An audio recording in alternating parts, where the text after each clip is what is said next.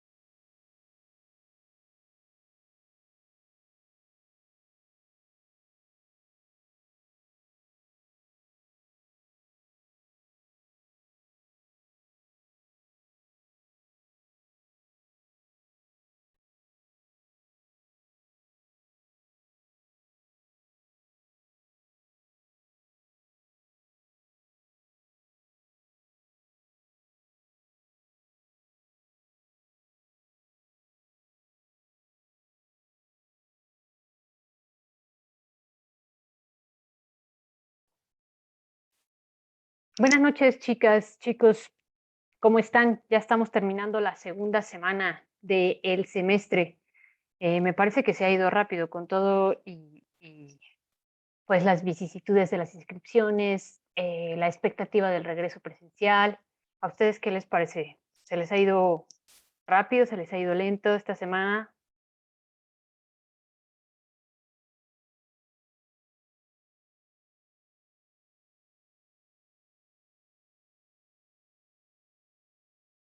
Sí, sí se me escucha, ¿verdad? ¿No hay problemas en el audio? Sí, sí se escucha, maestro. Muy bien. Bueno, vamos a dar inicio. Hoy tenemos una sesión tranquila. Tenemos una asistencia corta, se entiende, insisto, es la semana o bien del regreso presencial para algunos casos, o bien de la expectativa del regreso presencial para algunos de ustedes. Entonces, entiendo que estén o ansiosos o ocupados, etcétera. Esta sesión entonces va a ser sencilla y sin embargo, pues sí es importante que revisemos por lo menos la próxima asignación. En el chat por ahí les pedía que fueran abriendo su curso en Canvas y dieran clic en el módulo que se llama tareas para que revisemos juntos el punto número 2 de la agenda que ya pueden ver, la explicación del texto exploratorio que es la siguiente asignación. Esta tarea tiene un valor en su evaluación final y por tanto quisiera detenerme un poco a explicar de qué se trata, puesto que no va a ser una tarea que realicemos ahora, es decir, no es una actividad de aprendizaje en el aula virtual, sino es una, tal cual, una tarea, ¿de acuerdo? Otra cosa que vamos a hacer el día de hoy es revisar un video. Es un video mucho más largo de lo que, digamos, estamos acostumbrados o en relación a los otros videos que les había pasado antes.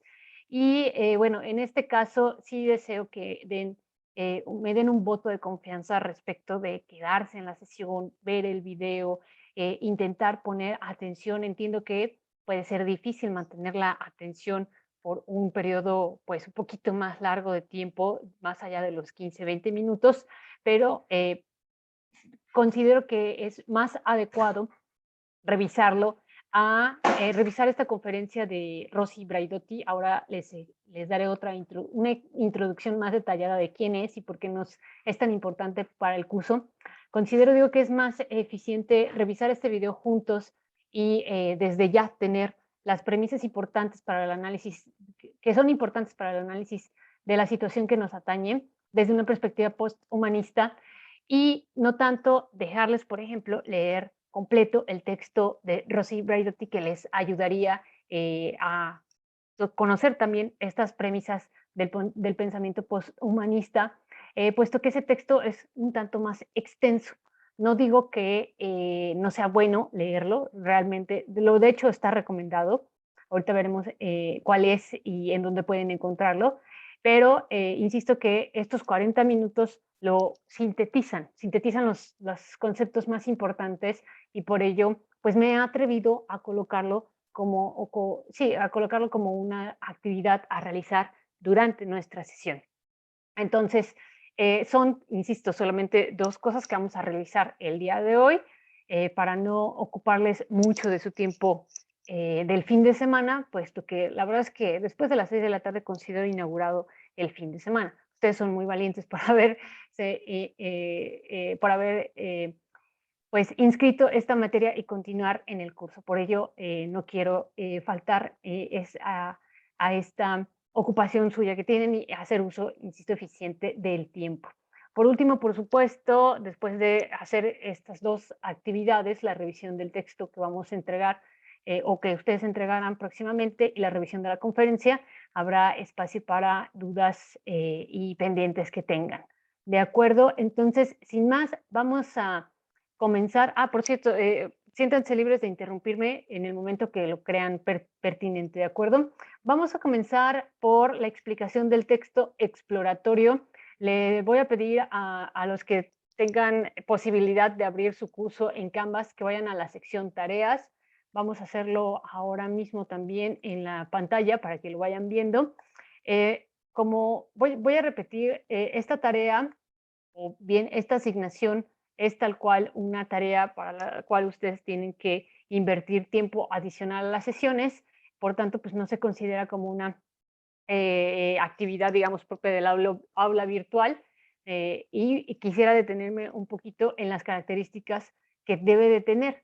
Se diferencia, pues, no solamente en que ustedes tienen que apartar tiempo adicional de sus otros días al que están invirtiendo ahora, porque se diferencia, digo, además de eso, porque tenemos una rúbrica que ya pueden ver en pantalla, una rúbrica con las cuales pues yo voy a evaluar el desempeño que tienen en esta o que han tenido en esta asignación, ¿de acuerdo? Entonces, verán ustedes esa pequeña diferencia, puesto que las 2 asignaciones previas, si quieren las podemos ver, no tienen rúbrica de evaluación, son actividades que yo muchas veces considero preinstruccionales. ¿Qué quiere decir? Pues que los preparan en su proceso de aprendizaje para hacer una mejor apropiación de los conceptos, ¿de acuerdo? Entonces, no tienen, digamos, como un fin, digamos, más allá que eso, por predisponerlos para el aprendizaje. En este caso, el del texto exploratorio que vamos a revisar ahora, ahí sí ya el fin es que ustedes demuestren que tienen ciertas habilidades. Entonces, vayan haciendo esas diferencias precisamente pues para que puedan presentar los trabajos en la medida en que les son requeridos, ¿de acuerdo?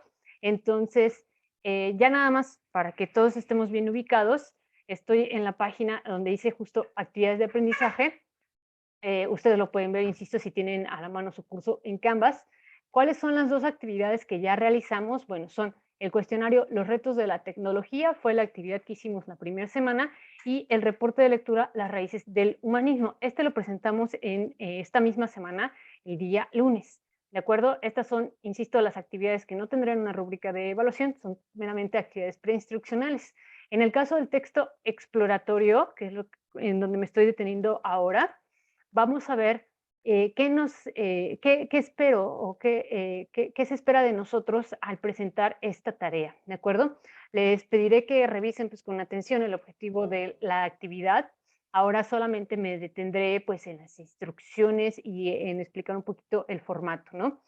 ¿Qué es lo que tienen que hacer? Bueno, ustedes con base en los contenidos, en los videos que hemos revisado, ya saben a grandes rasgos de qué se trata el humanismo renacentista o el humanismo clásico, ¿de acuerdo? Entonces van a elaborar un reporte, un breve texto de 2 cuartillas en el que contesten a estas 4 preguntas o den respuesta a estas 4 asignaciones. Enumerar, responder qué es el humanismo, enumerar algunas de sus características fundamentales, investigar en cuáles son las figuras relevantes, los autores del humanismo, y hacer una relación. Cuando hablamos de posthumanismo, ¿a qué creen que nos referimos con dicho término? Tenemos, insisto, algunas ideas generales. El día de hoy, a partir de la conferencia que vamos ahora a revisar, será mucho más claro a qué nos referimos cuando hablamos de posthumanismo. ¿De acuerdo? Entonces, a partir de lo que ya conocen en estas 2 semanas, es que se debe de realizar este reporte. Aquí hay una precisión, la citación de las fuentes de información tiene que ser en formato APA. Si se dan cuenta, ustedes tienen aquí un link, basta con dar clic para que los lleve a un compendio de las normas APA sexta edición. Hay ya una actualización de estas normas APA, sin embargo, yo no he encontrado un compendio adecuado de esa séptima edición. El que tengo es me parece que es muy útil porque, insisto, es un compendio, es una cosa muy que no pasa de los 20 cuartillas o un poquito más, creo, pero son de la sexta edición. Para mí sería suficiente con que cumplieran con las normas APA en esta edición. Realmente no creo que cambie mucho en cuanto a la séptima edición. Si no les es familiar el citado o la referenciación en normas APA, ya José Jiménez nos hizo favor de pasarnos tal cual la página normasapa.org para que revisemos con atención en qué se diferencian. Adelante. ¿Alguien iba? Bueno, de ahí saco varias, de esa página saco varios formatos, así y está actualizado con la séptima edición de las normas APA. Así que Perfecto. es bueno, igual te pueden mandar plantillas de la portada, cómo se debe de hacer y cosas así. Es útil. Muchas gracias. Sí, ahora mismo copio el link para tenerlo justo ya a la mano. En caso de que que no estén familiarizados con este estilo de citación, no se preocupen, vamos a ir haciendo ejercicios, sobre todo en la segunda parte de nuestro curso, para que pues les sea cada vez más fácil este estilo de citación. De momento, lo único que yo quiero pues es justo ver en qué nivel de familiaridad están con pues con esta reglamentación. No se preocupen, insisto, demasiado ahora. Sí tienen aquí a la mano las fuentes, ya José Jiménez nos hizo favor de pasarnos este link, entonces procuren seguirlo y de todas maneras los detalles los vamos a ir afinando. ¿De acuerdo? Entonces está ahí este recurso adicional. Recuerden cuidar, por supuesto, redacción y ortografía. ¿Y qué va a ser lo elemental o lo importante? Pues cumplir con 4 productos de aprendizaje en esta actividad. Ustedes tienen que dar clic aquí y les va a aparecer un formato que van a poder descargar. Ese formato, por favor, utilícenlo. Si quieren entregar los 4 productos de aprendizaje que se solicita en un texto aparte o en un documento aparte, lo pueden hacer, no tengo inconveniente, pero sí conserven, por favor, las tablas que corresponden al producto de aprendizaje 1 y al producto de aprendizaje 2. Es decir, no se salten estos 2 pasos previos de este ejercicio de textualización. ¿Por qué? Pues bueno, vamos a verlo. Lo primero, pues, es otra vez calentar motores. Es una breve tabla en donde se les pide una lluvia de ideas, declarar algunas materias relacionadas, por supuesto, con el humanismo, cuáles podrían ser palabras claves. Si yo deseo hacer una búsqueda avanzada, qué palabras claves me pueden ayudar en esa misión, cuáles serían los autores, aquí se menciona pioneros o representativos, cuáles son los detalles de época y contexto, nosotros ya lo hemos mencionado, ya lo hemos visto, y coloquen algunas de las premisas, argumentos, afirmaciones, implicaciones, principios, etcétera, que ustedes ya reconocen del humanismo, ¿de acuerdo? Esta, insisto, es una tabla que tienen que llenar con la finalidad de que calienten motores para lo que van a hacer después. En el segundo producto de aprendizaje, aquí quiero ver en qué nivel están respecto de identificar los datos de publicación de las fuentes de información que les están sirviendo, pues, como bibliografía. Ustedes pueden utilizar fuentes de información que estén dentro de nuestra propia bibliografía del curso. Por ejemplo, nosotros revisamos el texto de Pico de la Mirándola, pero también estaban recomendados 2 textos más, uno de Kant y otro de la escritora francesa Olympia de Gouges. Entonces, si quieren utilizar esas 3 fuentes y referirlas aquí, no tengo inconveniente. Si quieren buscar fuentes adicionales a las ya recomendadas, tampoco tengo ningún inconveniente. De hecho, sería ideal que ustedes mismos buscaran otros recursos. ¿Qué es lo que se va a solicitar? Bueno, entonces, que por cada fuente que consulten, yo les recomiendo que sean por lo menos 3 fuentes para resolver este pequeño ejercicio. Por cada una de esas fuentes, 2, 3 por lo menos, escriban por favor el nombre del material. Y menciono material y no el nombre del texto o el título del texto porque sus fuentes de información también pueden ser videos. No hay ningún problema en que sean recursos como entradas de videoblogs, etcétera, siempre y cuando pues tengan un mínimo de formalidad, un mínimo de criterio académico. Hay que poner el nombre del autor, puede ser personal o institucional, o uno o varios, colóquenlos por favor todos aquellos autores. En caso de algunos materiales, cuando no se encuentra autores, pues ese podría ser un foco de alerta, en el sentido de que puede ser que esa fuente que ustedes están consultando no es una fuente primaria, sino una fuente secundaria. Aquí, aunque todavía no hay restricciones, pues yo sí les recomiendo que utilicen solamente fuentes que cuenten con autores reconocibles, ¿de acuerdo? Insisto, de todas maneras, todavía no hay restricciones y esto se entenderá un poquito más adelante cuando vayamos avanzando en la investigación de cada uno de ustedes. Enseguida pueden colocar una captura de pantalla del recurso que encontraron en Internet. Si ustedes tienen textos o materiales en físico, pues valdrá la pena sí colocar una foto del material. Ujú.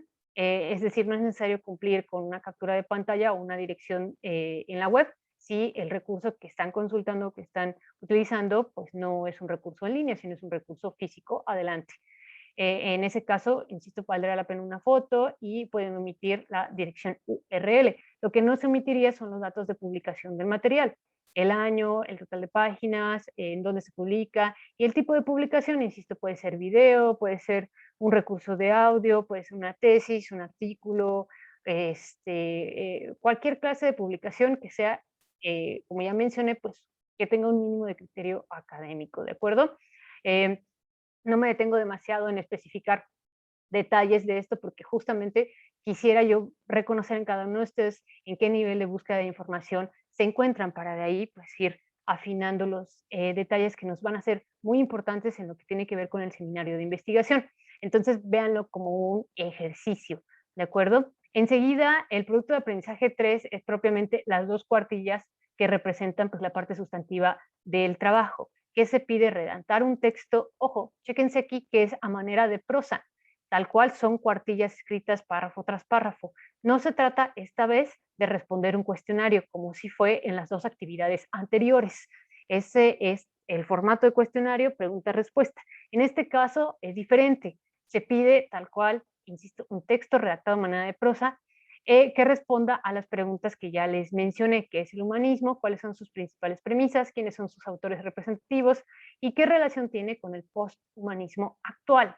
¿De acuerdo? A lo mejor esta última parte del texto, pues de momento no la pueden pensar, no están familiarizados, pero el día de hoy, a través del recurso que vamos a revisar de la conferencia, van a poder responder a partir de su comprensión de lo que se exponga en la conferencia, van a poder responder esta última parte. Por eso es importante, pues, que si ya están aquí en la sesión, pues hagan el esfuerzo de mantener la concentración por lo menos los 40 minutos que dura la conferencia, para que después ya no tengan que dedicar tiempo adicional a resolver este ejercicio, ¿de acuerdo? Se los prometo, el material que vamos a revisar ahora y lo que hemos revisado ya antes es suficiente para que ustedes puedan hacer esto.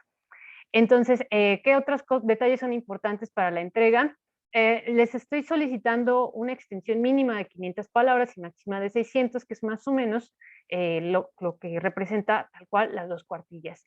Aquí hay una pequeña imagen que también les da datos importantes a propósito de la presentación. Nuestro compañero José ya justo mencionaba que el estilo APA de pronto es muy preciso en decirnos pues cómo va la portada, cómo va el resumen, cómo va, dependiendo de la clase de texto que estemos presentando. En este caso son cuestiones muy generales, yo aquí les hago un poco de mención y de todas maneras vuelvo aquí a integrar el documento que está compendiado de la sexta edición y para quienes han llegado un poquito más tarde, José Jiménez nos envía este otro link en donde se pueden ver actualizaciones de este estilo de citación.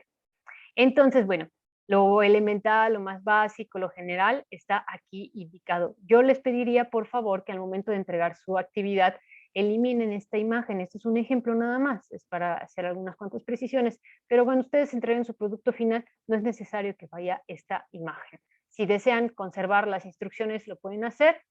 Lo que sí, bueno, si desean eliminarlas también lo pueden hacer. Lo que sí les pediría, pues, es que se conserve, digamos, un subtítulo en su trabajo, producto de aprendizaje 1, producto de aprendizaje 2, de acuerdo, para más o menos distinguir las secciones del texto.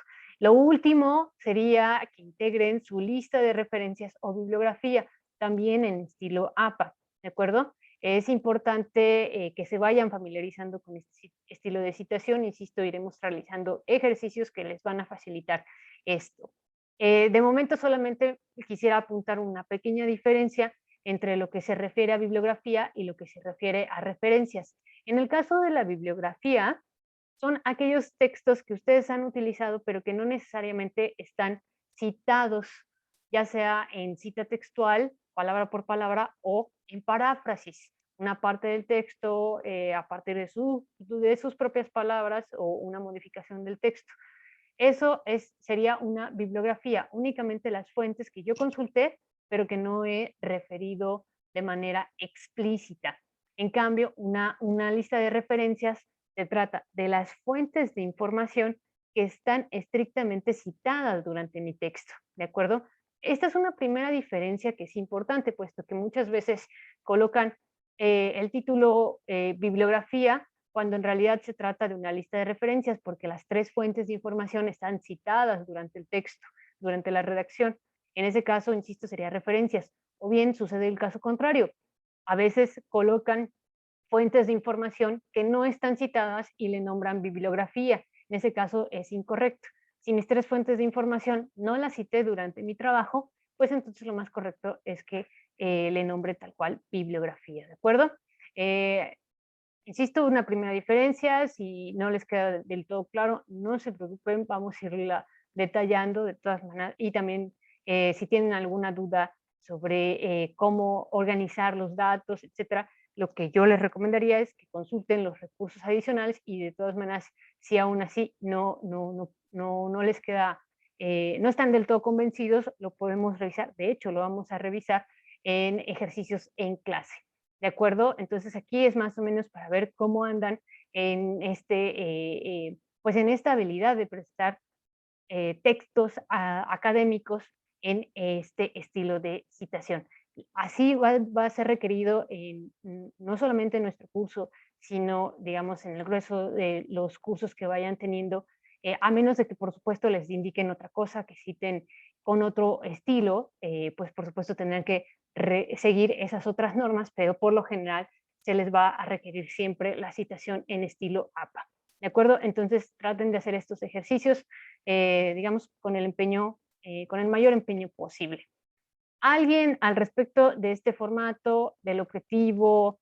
La fecha de entrega es para el siguiente martes, ¿de acuerdo? El martes hacia el final del día, es decir, si alguien tiene alguna duda respecto de la entrega, todavía tendremos tiempo de vernos durante la sesión del martes para que resuelvan esa duda previo a la entrega.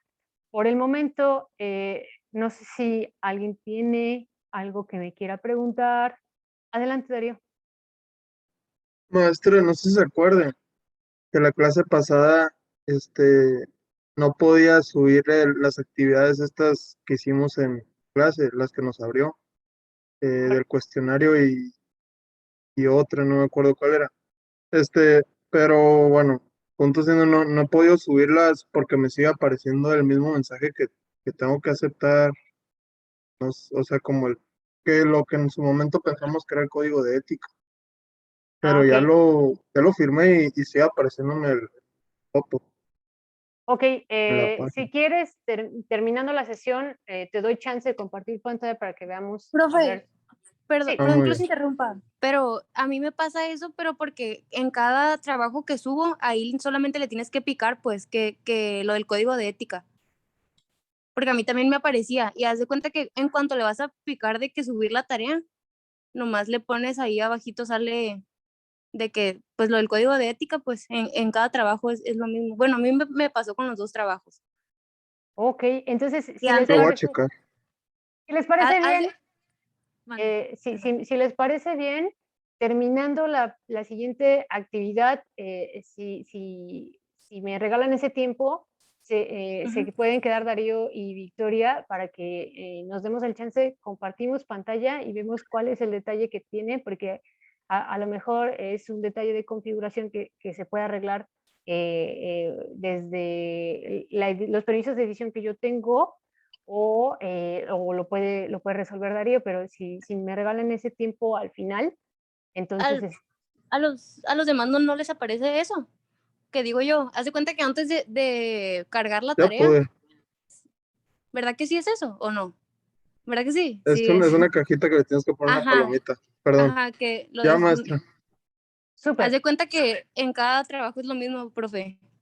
ok, Tienes que firmarlo, pues, el código de ética, ok, sí, pero no ahí sé, ahí mismo es, pues, no tiene complicación, solamente hay que saber que lo se tiene que hacer, ¿no?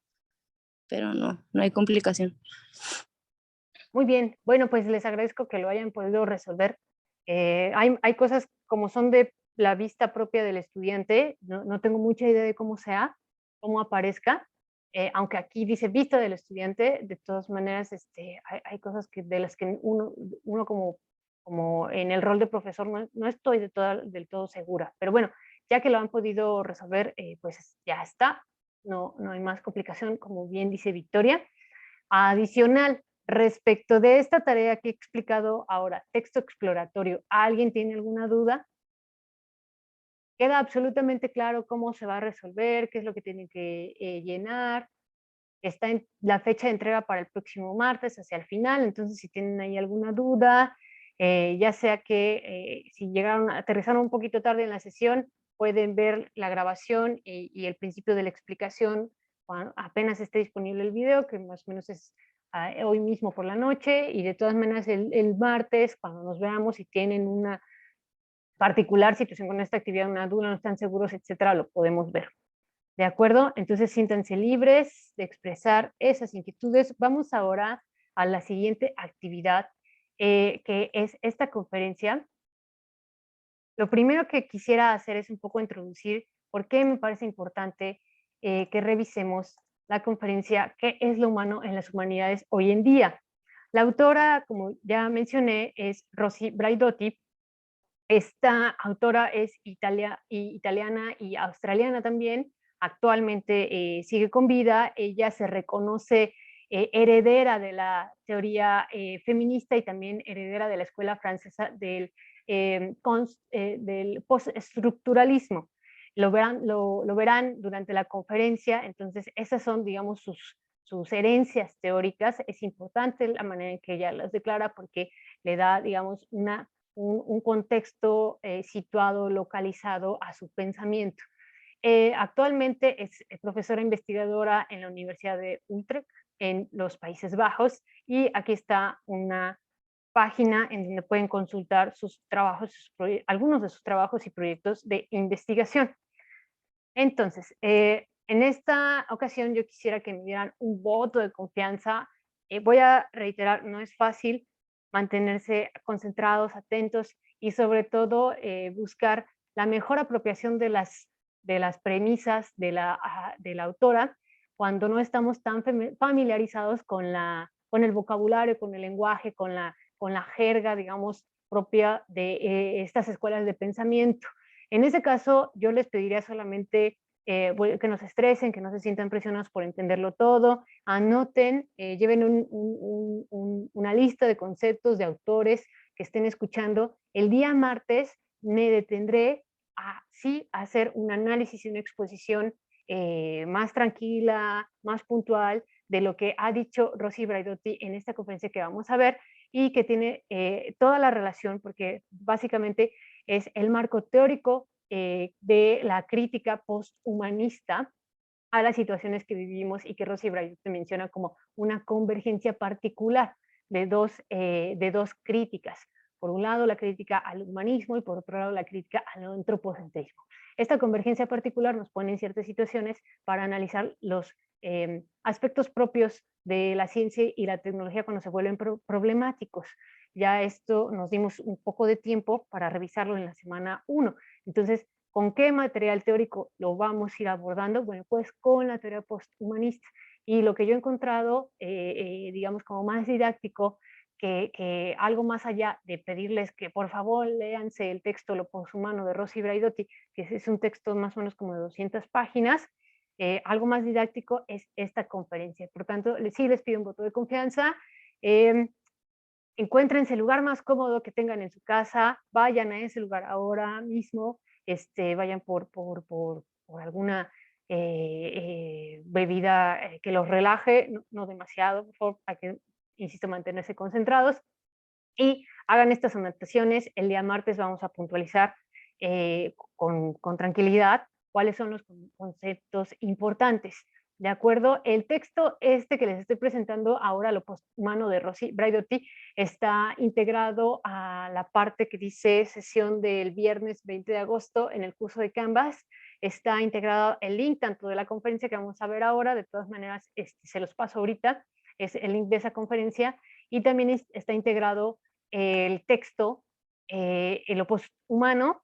Está integrado la parte de la introducción, que son como unas 12 páginas, pero también está integrado tal cual un link para que descarguen el texto completo, ¿de acuerdo? Entonces, sería adecuado, sí, por supuesto, que lo revisaran como trabajo adicional, pero de todas maneras, yo creo que con lo que vamos a ver ahora y la exposición del martes será por el momento suficiente para irle avanzando en aclarar cuál sería, insisto, este marco teórico, cuál sería este posicionamiento ético desde el cual vamos a abordar estas problemáticas a la que ya dedicamos un poco de tiempo para, digamos, sacar a la luz, ¿no? Entonces, bueno, espero que ya estén en su lugar cómodo, espero que ya tengan lápiz, papel, cualquier dispositivo que utilicen para tomar apuntes. Esta conferencia es una conferencia dada en Dinamarca en el 2018, que es un poco vieja, pero me parece que de los recursos en línea que se pueden encontrar de Rosy Braidotti es de los más sucintos y de los más didácticos, es decir, que tienen todos los elementos importantes. Y además, ahí anótenselo también, por favor, esta conferencia me gusta mucho porque tiene una estructura muy clara. Fíjense bien, lo primero que hace Rosy Braidotti es exponer ciertos principios con los cuales va a guiar su crítica o su análisis. Lo siguiente que hace es exponer un problema y cuál es el estado de la cuestión de este problema. ¿Qué factores sociales, económicos, intelectuales incluso intervienen en este problema? Lo siguiente que hace es exponer una tesis de trabajo, una hipótesis para dar respuesta a esta problemática. Ahí tal cual declara, es clara su postura, pues, es decir, tiene un posicionamiento muy claro respecto de la problemática. Enseguida va a exponernos ideas con las cuales ella no está tan de acuerdo y justifica su desacuerdo, es decir, integra contraargumentaciones de lo que sería su propia tesis.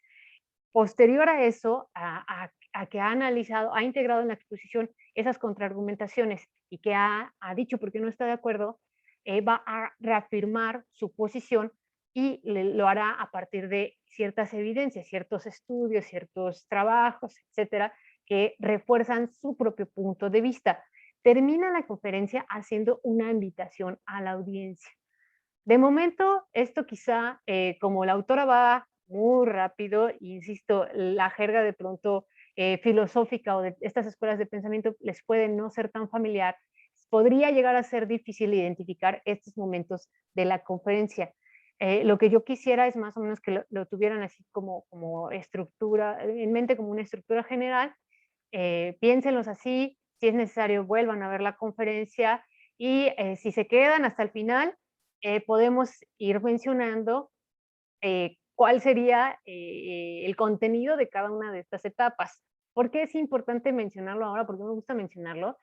Porque se espera que en su evidencia 1 ustedes más o menos tengan esta estructura, ¿de acuerdo? Presentar una problemática, presentar una hipótesis de trabajo, declarar su postura, recoger posibles contraargumentaciones y al final hacer una síntesis que confirme la posición de ustedes, ¿de acuerdo? Entonces, fíjense que Rosy Braidotti lo hace aquí, ahora, de manera escrita, por supuesto, porque está siguiendo un guión, pero lo hace también en una exposición oral, ¿de acuerdo? Entonces, básicamente, esto que van a ver es algo que se espera de ustedes, por lo menos, que ustedes demuestren por lo menos en la evidencia 1 y en la exposición que ustedes hagan de sus propios trabajos de investigación, ¿de acuerdo? Entonces, me estoy refiriendo con esto a que ustedes tienen que exponer igual o argumentar igual.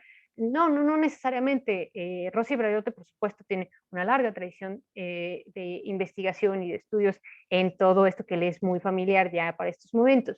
En el caso de ustedes, lo que sí me interesa, pues que reconozcan esta estructura lógica de argumentación ética, ¿de acuerdo? Recuerden, esa es una de las subcompetencias que buscamos desarrollar. Bueno, sin tanto preámbulo, esta conferencia más o menos por el tiempo, pues va a terminar, pues aquí lo ven, en 50 minutos, pensaba yo que eran 40, pero son 50 minutos, lo que quiere decir que tal cual, 8:30 vamos a terminar. Me ocuparé 3 minutos, 5 minutos más en más o menos hacerles claro cuál sería el contenido de estas etapas que les he mencionado, y eso sería todo lo que haremos durante la sesión. Entonces, esperemos que vaya bien el asunto del internet. Cualquier detalle, por favor, me avisan. In this day and age. A great honor to be here, a bit nervous. We'll do our best to keep you awake on issues that Aarhus University is world famous for, discussions about the human, posthumans and derivatives. Great to see so many friendly faces, old friends in the audience, from Nina Lik, who's part of my extended family, to Robin May, whom I haven't seen forever, to Anna Singh, whom I love and adore and admire from afar. Thank you for being here. 40 minutes to keep you awake. It's going to be quite a rush in some ways. I want to summarize quickly my take on the posthuman and then take you on what's happening to the humanities, what's happening to us. As a student of Foucault, what's happening to us, what kind of subjects are we in the process of becoming is the question. It's a question that has led me through so many of my intellectual itineraries, assuming the tracking the developments of power and knowledge, power as knowledge, is the work of critical theory. Monuments and documents, what texts are being produced, what institutions are being created, how do we fit in with this, what margins of negotiation do we have? I am absolutely a French, I'm a Sorbonne PhD, I'm a French educated person. I belong to the materialist branch of the post-structuralist family, this like blah, blah, blah, but it simply means that we're looking at material foundations. The points of reference would be, and then we'll come back in the talk a bit, Spinoza, feminist epistemologies, grounded perspectives. And I can't go too much into the methodology, but I will make a few points in passing and hope that we can come back to it in the discussion, because questions of methods are incredibly important in the discussion about human, panhumans, transhuman, all the humans. I'm assuming a number of starting points which you may or may not agree with, so I am putting them out there as a starter. The humanities are not well placed to talk about the human. We can talk about man in all of his configurations. And when we do, we define man usually as the man of reason. I'm a philosopher. And we define man in relation to what he is not. He's not an animal. If he's an animal, he's a thinking animal. He's not a woman, and if he's a woman, he's sort of within not so porous boundaries. And he is intrinsically Western and European, intrinsically. And culture and civilizational discourses permeate our understanding of men. As humanities scholars, we've been more than happy to delegate the human to biologists and to that strange tribe of fascinating scholars that are the anthropologists. Anthropology is the winner in here. The anthropology takes it all. It's extraordinary. There will be a whole discussion here, and I'll delegate that also to the questions.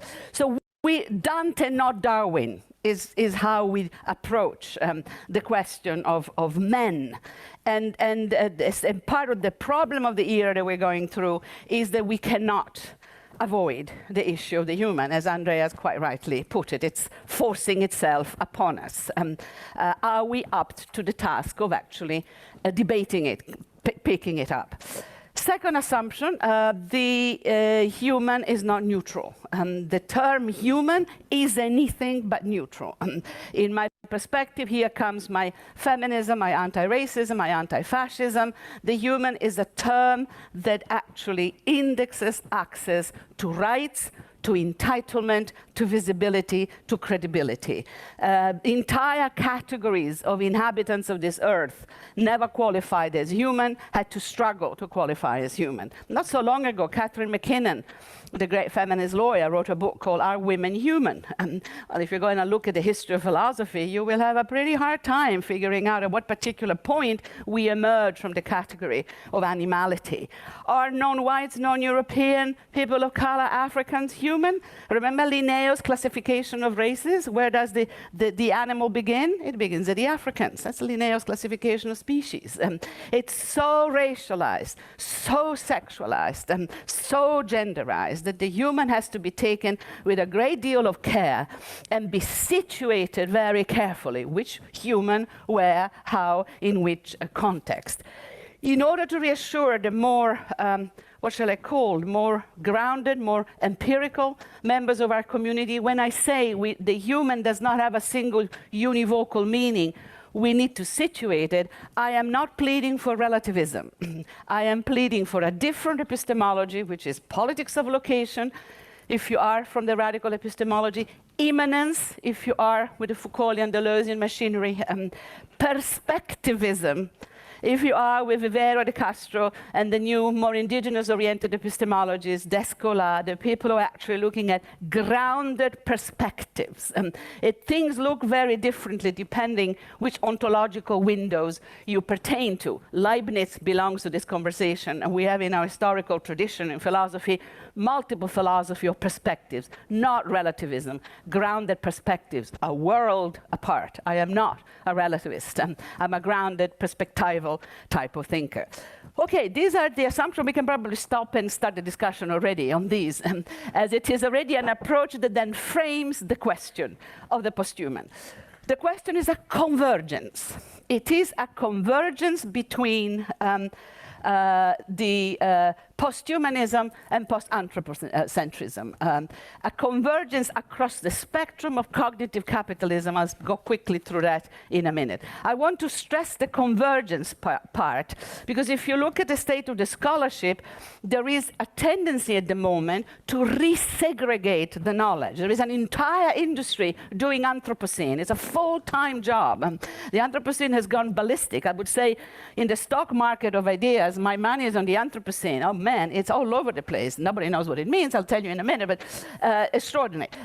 But also identity-driven claims, so that you get a resegregation, refragmentation, critiques of humanism on the one hand, critiques of anthropocentrism on the other. My point is that the posthuman convergence is forcing these two lines of critique upon us, not just the man of the Vitruvian Enlightenment tradition, and not just anthropos. It is both of them that are staring us in the face. And this convergence is due to the historicity, to the context that we are living in, to the enormous developments of our science and technology, the incredible upheavals that they cause, not only in the order of production of knowledge, but also in our economy. People call it the fourth industrial revolution, at the same time as the great Anthropocene climate change crisis, which people call the sixth extinction. At the same time, the fourth industrial revolution and the sixth extinction. It's not as if we can do one on Monday and the other one on Tuesday. They are happening simultaneously.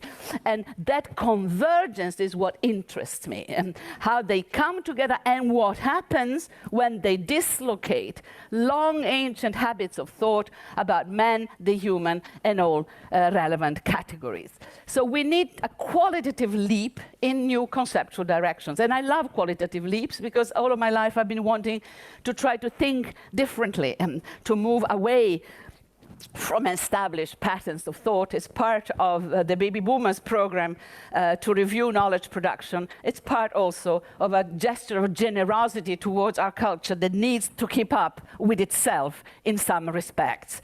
At the heart of this kind of convergence, obviously these technologies, them machines, the machines that are going to be suppressing 66 million jobs in the next 20 years, according to OECD. Can we develop a relationship to them that would be of an order that we could recognize as ethical, even caring in some respects?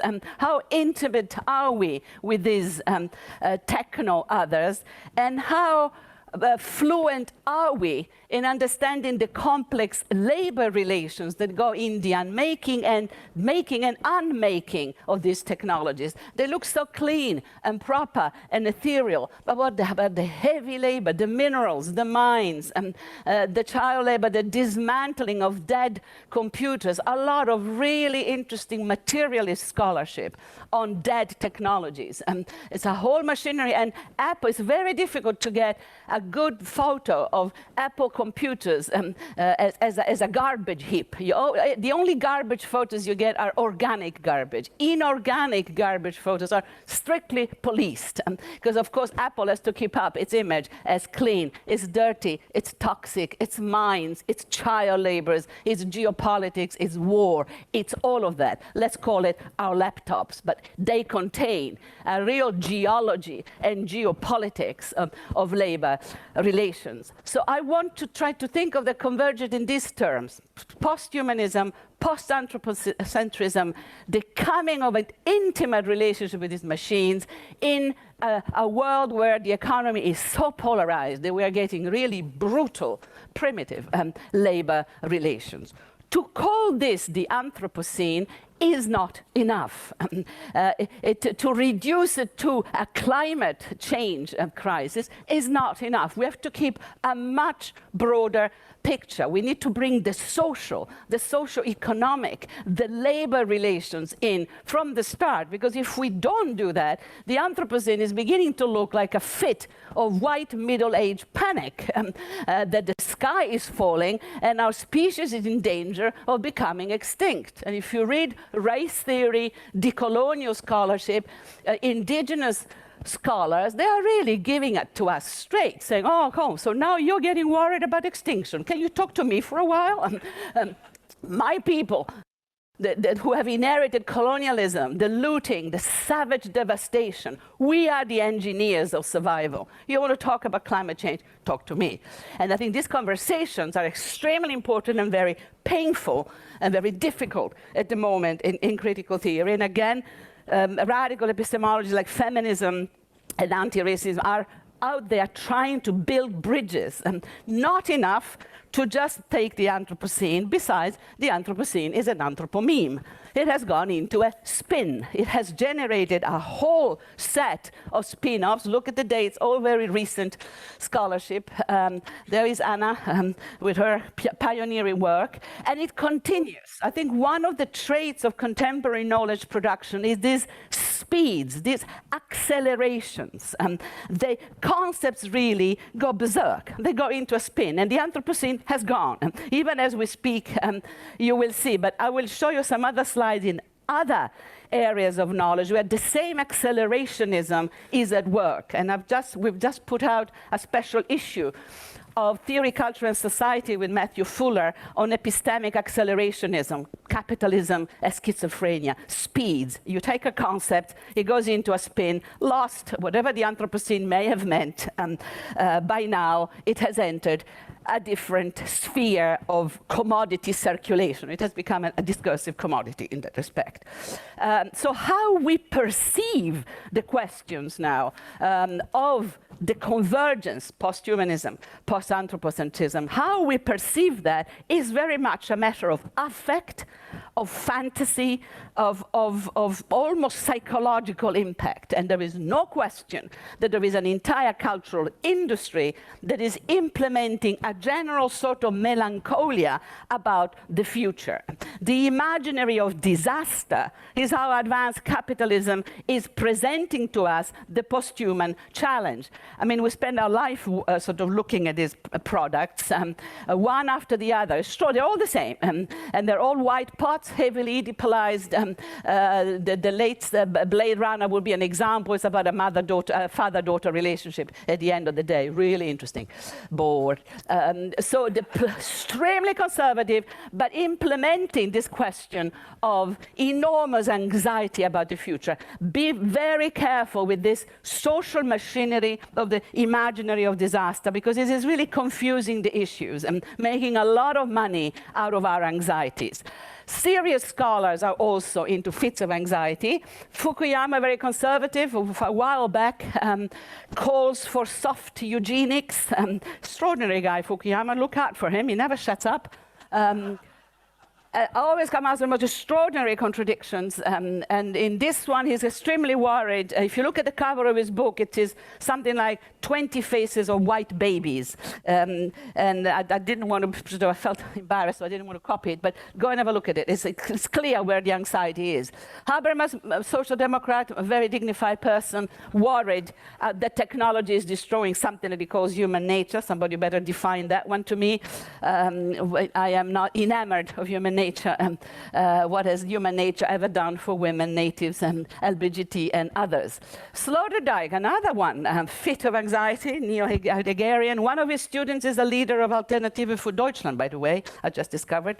Sloterdijk better sort of look closer at home than the human zoo.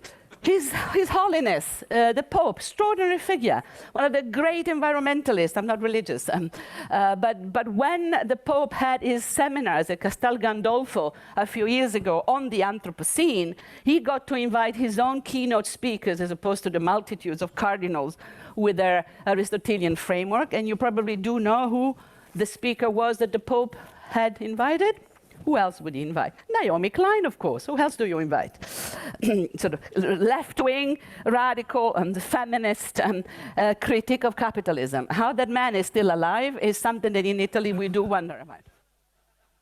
Steve Bannon has a coalition of very conservative cardinals that want him removed. Bannon has offices in Italy, is actively working to have him removed through the charges of pedophilia and in inactivity of the church on the pedophilia issue, is going for the killing because that pope is much too radical for the populist fascists that are running the show these days. So a whole machinery of anxiety, discursive anxiety and imaginary anxiety, which I would fight with heavy doses of Spinozist affirmative ethics, ethics of joy, and I hope we have enough time to talk about this, although it wasn't really the core of today's lecture. Quickly, in this context, I mentioned rapidly before that the spectrum, the context of this is cognitive capitalism. It's still good old capitalism selling us commodities. Commodities which are quantitative proliferations of objects that we don't need. It's quantitative proliferation, multiples of one. It's the same thing multiplied over 100, different colors, different things, but it's basically multiples of one.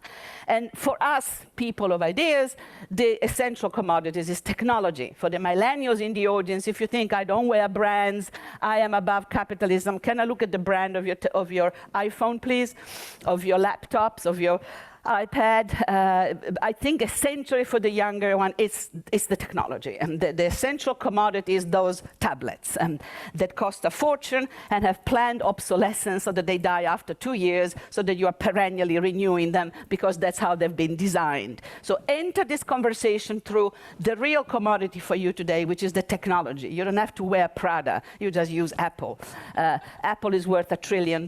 This hadn't happened since the first industrial revolution. Amazon and Apple are through the $1 trillion threshold. That's extraordinary. It's the sort of stuff that Charles Dickens reported in the first industrial revolution, the monopoly, the absolute concentration of resources. So think in those terms and you can enter the discussion about commodities. What do commodities do? They sell you a sense of identity. They make you feel like you are the one and only. They sell you a sense of subjective identity, extraordinary way. We shop to confirm our identity. We shop to confirm that we exist.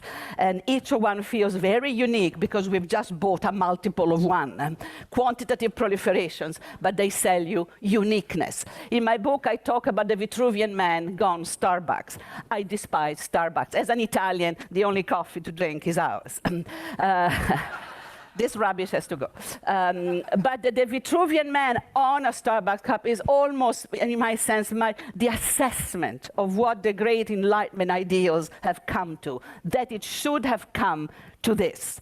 Now, in this context of cognitive capitalism, what has happened is that the capital that matters is knowledge about life. Knowledge about living systems. And we can date this, according to Evelyn Fox Keller, it really happens with the rise of microbiology and the new biology, which actually is connected to Hiroshima and Nagasaki and the first open-air analysis of genetic mutation as a result of the falling of the nuclear bomb. There's a whole interesting story there that needs to be looked at, but basically our understanding of the codes of life. And they are biogenetic codes. You're looking at genetically modified tomatoes and artificial synthetic biology meat, artificial meat, which was made in, among other places, Maastricht a few years back. The first synthetic hamburger cost $250,000. Today it's down to $17. It's got all the proteins. We just can't taste it because our brains are not wired, but just you wait. So codes of life, biogenetic, and of course informational. It's understanding the codes of living system in order to replicate them and capitalize on them that makes capitalism cognitive. It's not just the fact that knowledge is power. My dear Michel Foucault, whom I love and respect, knowledge is money. And this is new. The extent of the capitalization on living system is new. It puts the universities in a really difficult position because we are primary agents of cognitive capitalism. We produce a great deal of the methodologies, the basic fundamental tools that then get applied to the making of the wonderful complex system that we're in. Here they are. Our system has its heavy dose of not only politics of life, but politics of death, and the necropolitical and the biopolitical work hand in hand. Our war machine is not human. Drones are flown from miles away, thousands of miles away, by young gamers who, you know, they don't even know if they understand the consequences of their actions. I hope for them that they do in a good Kantian manner. But because the education and the training of drones pilots is private, we have no ways of assessing what their status is and how they come out of this fanatical wars, killing long distance. We don't even have the data for that. But a very strong removal, in a sense, of immediate human agency from the way we fight. The inhuman is all over the post-human convergence. We call them refugees, 60 million of people moving around the world, escaping from different kinds of disaster. To reduce them to the problem of migration is adding insult to injury, is an undignified absolute shortcut through a set of complex issues for which the West has many responsibilities and questions to answer. It's the single most important issue on our plate today, to actually understand the extent to which the forced mobility of millions of our fellow planetary citizens is an issue that we are all responsible for, and notice to what an extent populist movements exploit it as the fodder for their own xenophobic and scapegoating, ridiculous, homicidal projects, if I can just put it lightly. A sketch. For each of these, I could talk for hours about the literature on synthetic biology and the coming of the cyborgian Vitruvian, what the implications are of genetic modification, what is the fundamental implication of the fact that today we don't have to exploit nature, we can just remake it. We can rewild, we can de-extinct. The speed, the acceleration of that. As a woman of science, I just want to open a bottle of Prosecco, very good excuse, isn't it? To celebrate the incredible leap forward of our science and technology. What amazing times to be living through, that we should be capable of this. But we're also capable of this. And we're also capable of this. And we cannot just select one half of this picture and say, ooh, we're all becoming posthuman. Just a moment. Who is the we? Who is becoming what, and what does it mean? It's a 1,000 plateaus of becoming, much more complex than the futuristic scenarios on the one hand and the apocalyptic lament on the other. Between the futuristic scenarios and the apocalyptic lament, somewhere in the middle, another milieu, a middle way of becoming posthuman by actually talking together about what we're capable of becoming. That's the conclusion. I can now really stop.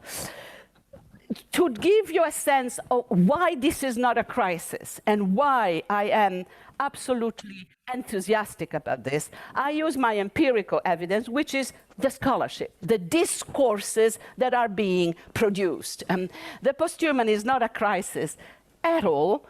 It is an open question that has produced an enormous field of knowledge. And if you look at simply the number of monographs, I can distribute this slide, it's not a very big issue. And here Aarhus has played a very, very important role.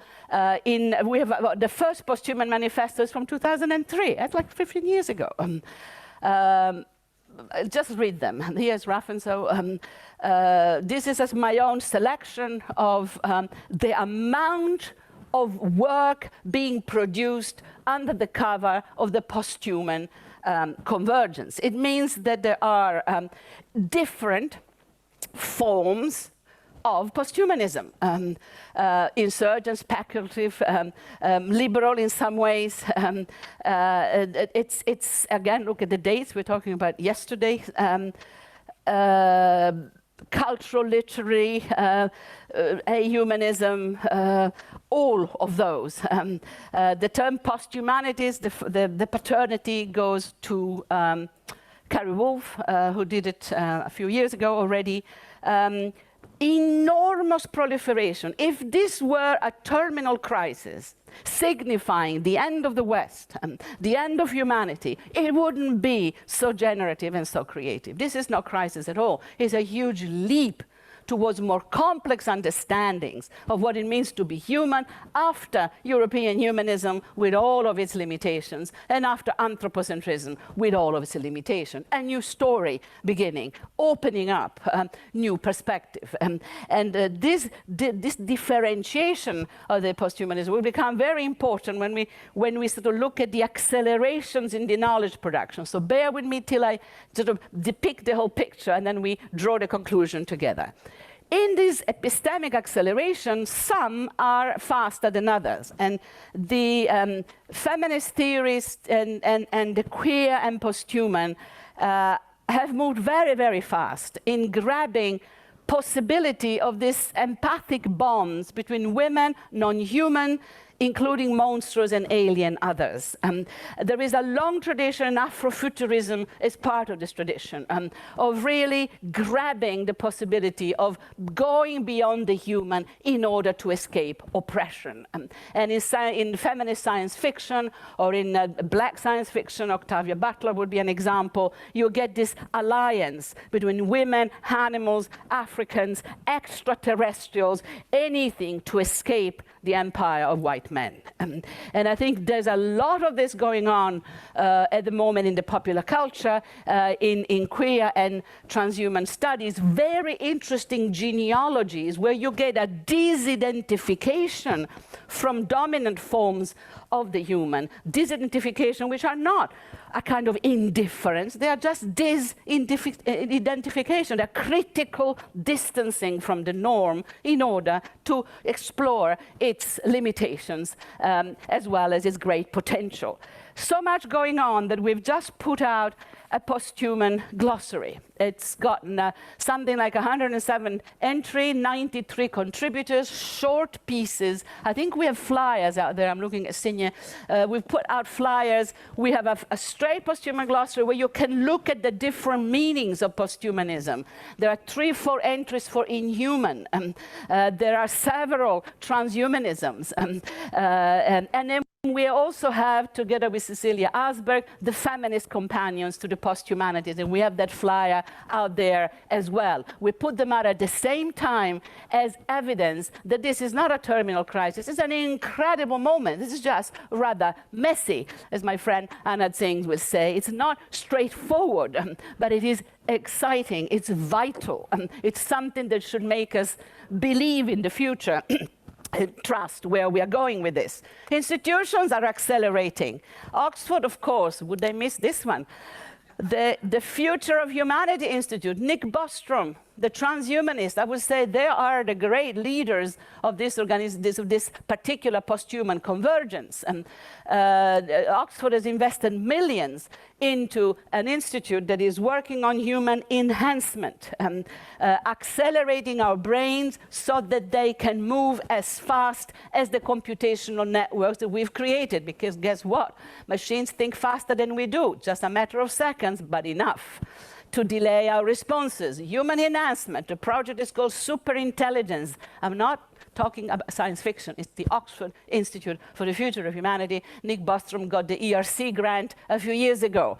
Absolute institutional posthumanism. Oxford and Cambridge, aren't they cute? They're always doing this. So Cambridge sets up the Institute for the Analysis of Existential Risk to analyze the risk of what Oxford is doing with human enhancement. I mean, they've got to keep busy, right? But of course, these are massive scientific enterprises. We are talking about scientists here that are of the highest quality with massive multi-million euro investments. So you budding posthumanists out there, you go on that website and get yourself jobs. They're hiring massively with the money that they have. But the formula is analytic posthumanism, normative neo-humanism. Nick Bostrom is a neo-Kantian humanist. He believes the human enhancement, including inserting microchips in your brains and various forms of neural enhancement, are totally compatible with the project of the Enlightenment. In fact, they are the fulfillment of the project of the Enlightenment, which, may I remind you, was the perfectibility of the humans, of men, through the application of scientific reason. So Bostrom gives you, in my opinion, the winning formula of cognitive capitalism: analytically post-human, normatively neo-humanist. Brilliant. A catastrophe. Because you are getting, in terms of the norms and values, a return of the most restrictive and the most flawed system of values, absolutely dismissing the critiques of humanism that for the last 30 years have been brought forth by all the radical movements, decolonial movements, post-colonial movements, dismissing all of that in the name of something that we call the triumph of humanity, the perfectibility of the humanity. What is the human in that humanity? But if you raise the question, you're under risk of being perceived as somebody who's anti-science. But it's the human. We all know what the human is. Actually, I don't know what the human is. It's not a neutral term. Remember my introduction? It's a very diversified term. It depends where you're entering this conversation. If you want your grant, that's what you do. Analytic posthumanism, normative neo-humanism. If you are honest to yourself, do a Rosie, demand a new ethics that goes with the complexity of the times. It may not get you the grant, but it will keep you clever. It will keep you going. Linköping, bless their soul, they've been at it forever. The radical wing looking at post-humanities in their complexity as hybrid assemblages of transversal discourses addressing the issues, speaking truth to these new configurations of power. The Germans spent first 60 million euros for the first phase called the Anthropocene, and now another 50 million on a new phase called the Technosphere. And they queued 110 million they spent over the last, I think, 80 years on this massive project exploring different facets of the posthuman convergence. Worth looking at their website, worth talking to them, worth going to your government and say, if Germany spends 110, you can spend 5, so that we can have fundamental humanities labs to ask the question, what is the human in the new humanities? What are we becoming? What is happening to us? And the Germans here are an absolute model. Canada, Brock University, Posthumanism Research Institute, NYU, Posthuman Research Group, Australia, New England, journals. Of course, both the posthuman studies and transhumanities coming out of Korea with editorial boards, of course, across the world, and the critical posthumanist network of our friends in Switzerland. Very advanced process of institutionalization. This is not a piece of relativistic frenzy. It's a serious movement, very well implanted and moving very fast in the canonization of knowledge. Okay.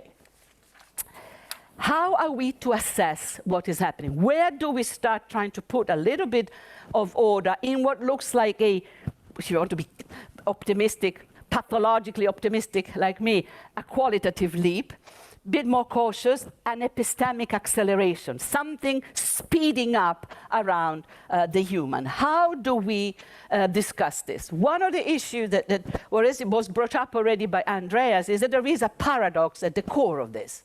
The paradox that all of this proliferation of discourses about men, the human, are happening on the brink of extinction, because we have an Anthropocene problem. It's at the moment of its evanescence that the category becomes thinkable.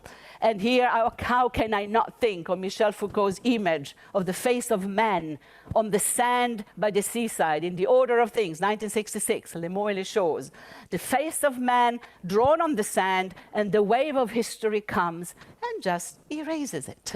Because man is a recent construction, an 18th century construct that has reached the end of its historical function. It's not a recipe for extinction, it's a recipe for a renewal, or it's a recipe for both. So I want us to think of the present, and here Deleuze is coming in, but that's another lecture, but this is the Bergsonian head of Deleuze coming in, the present is not just the actual. It's not a flat here and now. It is both the record of what we are ceasing to be, the actual, we are ceasing to be men, I hope, and it is also the seeds of what we're in the process of becoming, the virtual, at the same time. It's multi-directional. There's no such a thing as the present. It's looking in several directions at once. It contains within it the seeds of its own transformation, the seeds of its own overcoming. So that there is no real paradox in the simultaneous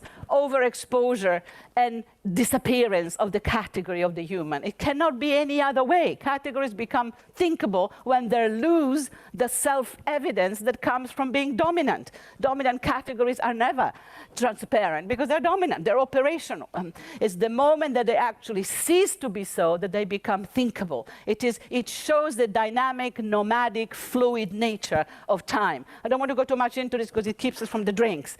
But I would like to resolve this paradox that Chakrabarty and a lot of the Derridians, Colebrook, seem to be getting into. Oh, we are thinking about a category that is disappearing. Well, when else would you think about a category? Except when it opens up, because it is in the process of moving. It is not an extinction. It's not a Heideggerian horizons of mortality. Is the becoming process, is the opening up of virtuality. How much time have I got?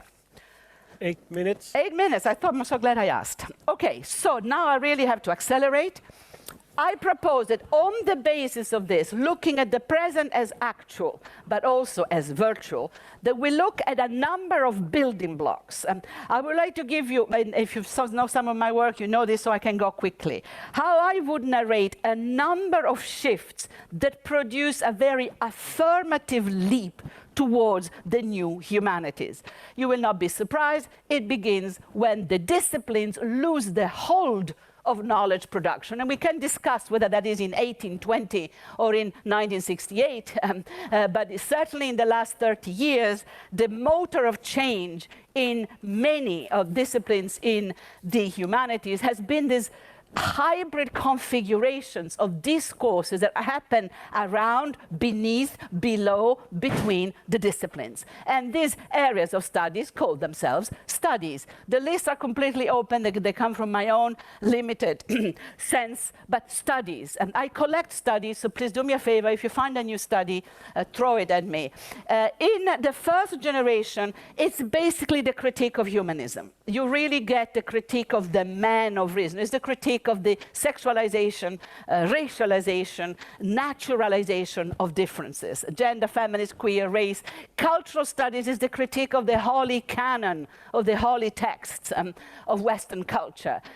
I remember not only film studies, I remember theater studies. So anybody old enough to remember theater studies? Remember that? Woo!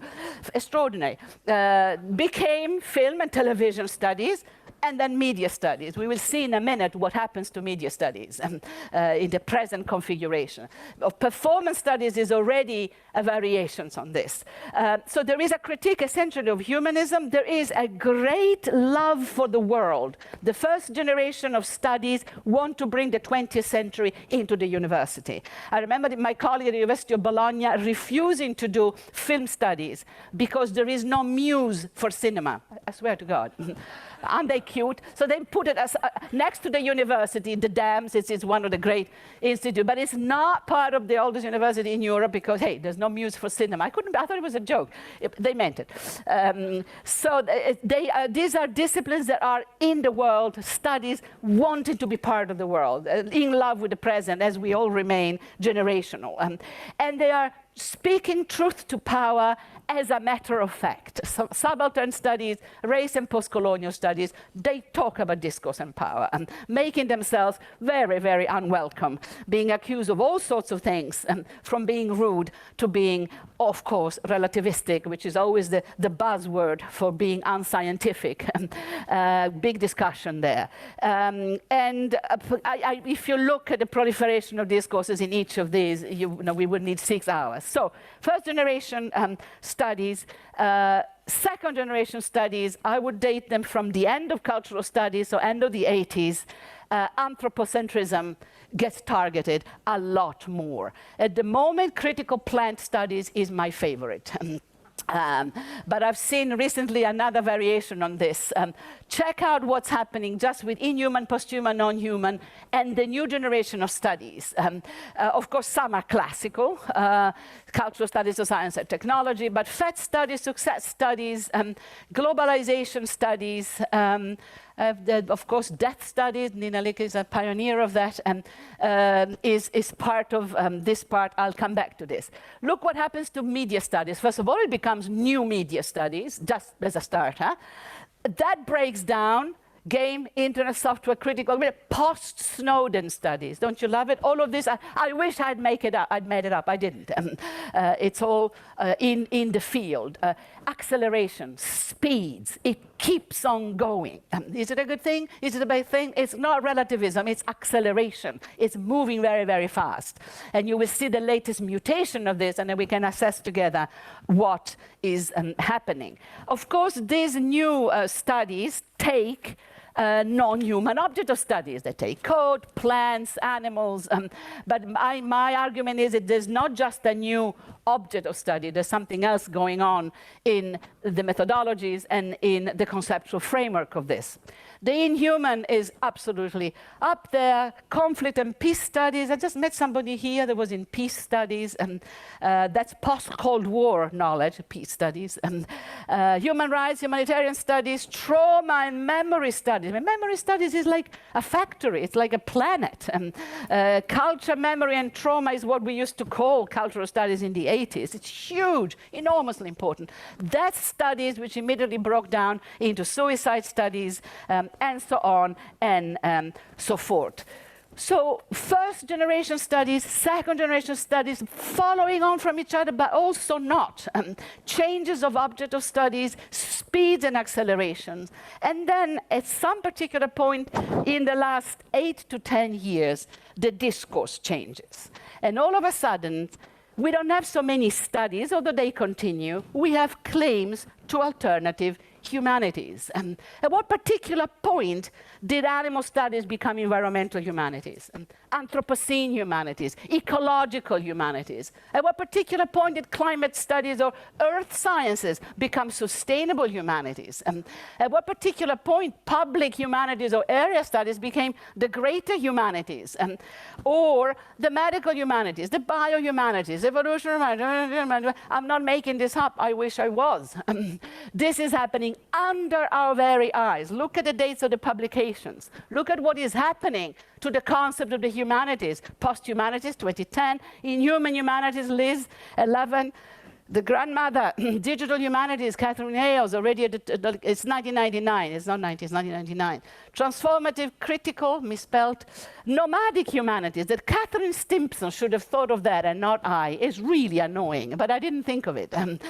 She wrote a couple of years ago. Adjectival humanities, as our friend puts it in his work, I think it comes from Leuven. So what happens in the leap from a proliferation of media studies, even something like new media study, that is caught in a spin? At what particular point does new media studies become the digital humanities? And what is involved in that shift? Because these shifts and changes are institutionals. It means that new centers go up, new departments all of a sudden appear. And at least in my experience of the ones, I didn't get the big ERC grant that I wanted to research this on. Surprise. So the only empirical evidence I can get is in grabbing what I can, but in Utrecht, even at Harvard, environmental humanities was created overnight as an external entity with a couple of historians, the usual resident, forgive me, Robin, but Kantian philosopher that does ethics, and the rest engineers, corporate money, and people that have nothing to do with the humanities at all. Digital humanities, same story. Code, corporate, robotics, but they've taken the humanities.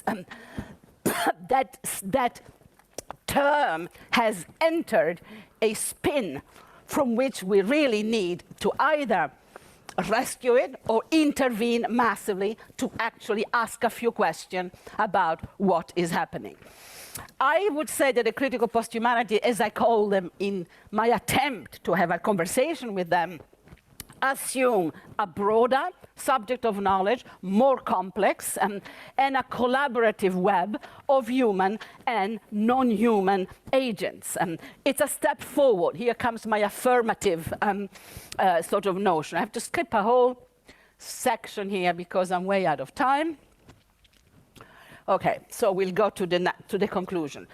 If we agree to a set of acceleration around the explosion of the human or around the post-human convergence as a conversion of post-humanism, post-anthropocentrism, operationalized in generation of critical studies, which in the current neoliberal governance of the university get re-territorialized, I'm using the language of Deleuze, into the new humanities.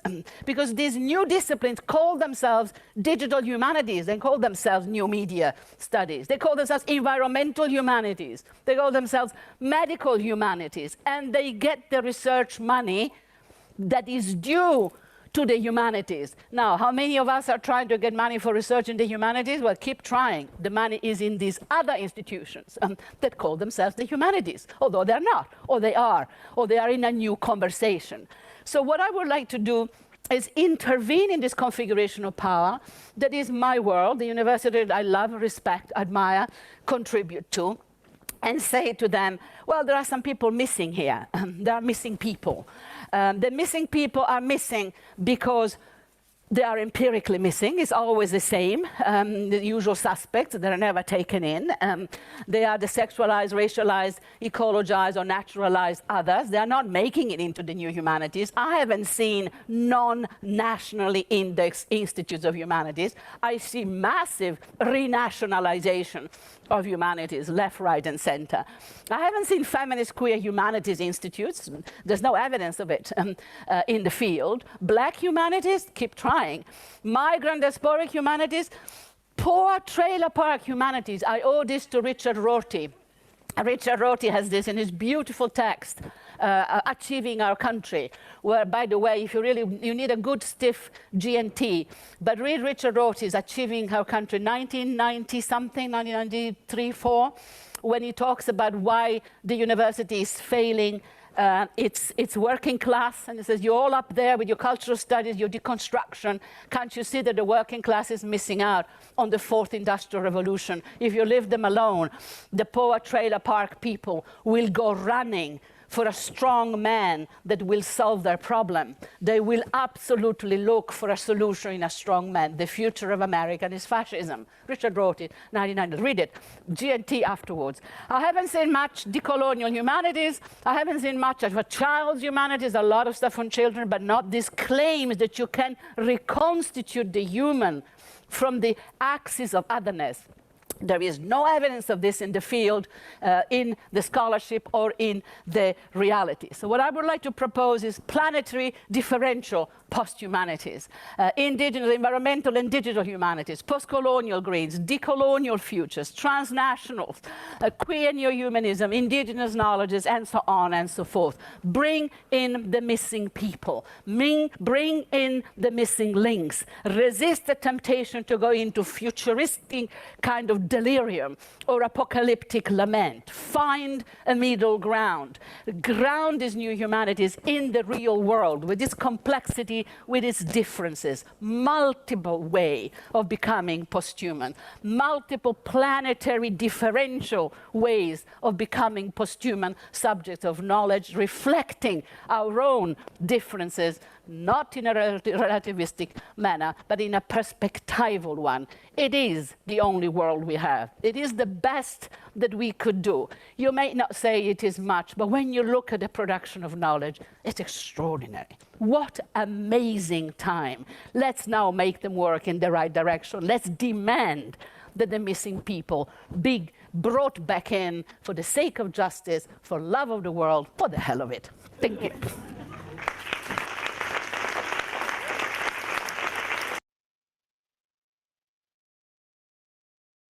Pues bueno, chicos y chicas, esa ha sido la exposición de Rosy Braidotti. ¿Qué les ha parecido? ¿Fácil, difícil de comprender? Yo creo que o sea, explica muy bien los temas, pero son muchos temas, o sea, Claro, es agarrarse a exactamente. ver bien.